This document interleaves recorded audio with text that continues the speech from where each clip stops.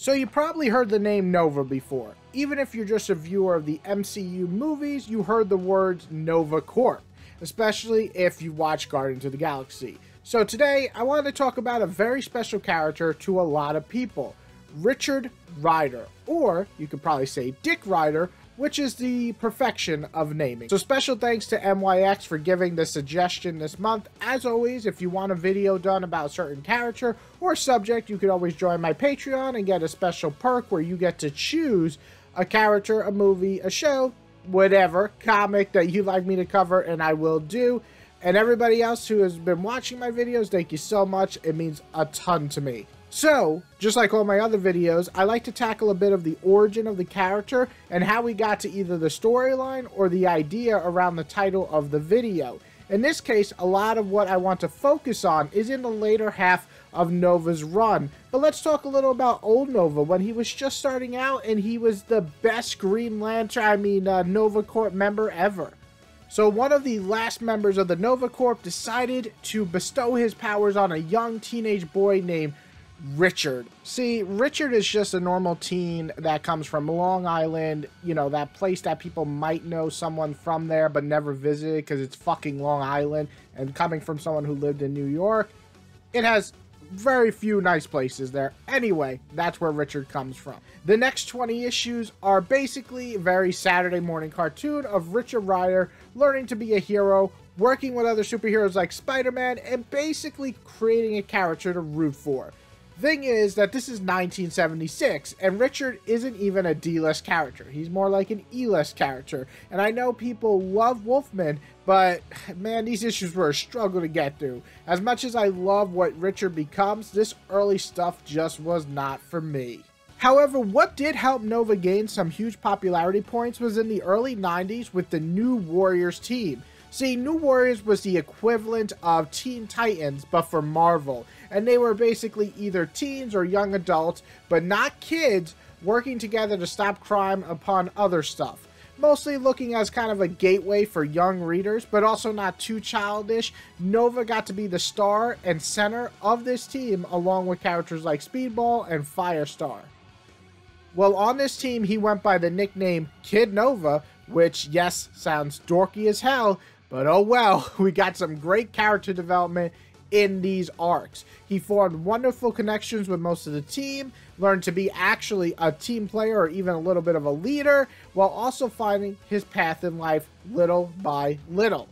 But this all really leads to Richard Rider having the most shocking turn of events come the mid-2000s to about 2010. One of the biggest events that you may have heard of in comics, but probably not have read, despite it being both loved critically and by the fans, is Annihilation. See, this event opens with the destruction of the entire Nova Corp when the Annihilation wave hits, which is, just think of it as the most destructive wave of creatures that just demolish everything in their way. It's just extremely scary and ran by a piece of shit named, and sorry if I'm getting this wrong, Annihilus. I'm always getting his name. I always want to call him Annihilus or Annihilus, but I don't really know how it goes. I'm sure comic fans are like, man, you cannot pronounce, and you are correct. This leaves Richard with being basically the only survivor in a graveyard full of his comrades. And at this moment, he does become the Nova Prime, or get the Nova Prime, the Nova Force, put into his hands, and becomes pretty much a Super Saiyan version of himself, able to go around the galaxy by himself at top speed, and with this newfound power, he decides he's going to save people. And I really don't want to spoil what happens during this event, because I think this event is stellar, and it does an excellent job of showing how important the cosmic side of Marvel can be. It is the kind of rebirth for the Guardians of the Galaxy, and this is the first time that you get a team that even resembles something like the ones you got from the movie. On top of that, you have this bromance between Quill and Richard that is just so well done here, and these two are basically on the front lines trying their very best to stop this destruction or destructive wave of Hellions from wiping out everything in the galaxy. What I'm trying to say here is you really should read this event. It is one that not only sets up some great characters later, but the event itself is stunning, and it does a lot to push Richard further than he's ever been before. Really, for me, it's the small acts after this event. going back to Earth and dealing with things like the Civil War tug of war bullshit. He's just so beyond that after going through hell and barely surviving the Annihilation event. And it's all horseshit anyway, and he can see right through that. He just decides to just, boom, shoot up into space, use his Nova Force powers, and go to different planets and try to save people. This once boy, who basically did small acts of saving people and stopping crime on Earth, is now traveling across universes and saving whole planets. A teenager who is now an adult, who has become a man in order to survive not only a war, but deal with the political issues of Earth, saving people on planets, while also dealing with cosmic-sized threats such as Galactus. On top of this, his family issues pretty much never go away. He has to deal with a lot of that inner turmoil with his father, his mother, and most of all, his little brother, Robbie, in the later half of his major run.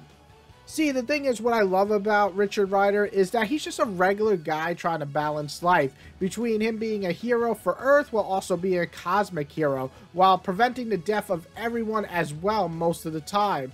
All of this while trying to keep a positive outlook, and his body barely able to contain this Nova Force within him. He just has a lot on his plate. And it works so damn well because of who Richard is as a person. His problems we can all relate. Sure, we can't relate to him fighting off Thanos, but PTSD, loss, feeling out of place, losing friends and family. Yeah, I think anybody here who's listening right now can relate to something along this lines. And during this run, from the Annihilation event all the way to his death, rebirth, and more, it's just amazing how he deals with it in strides.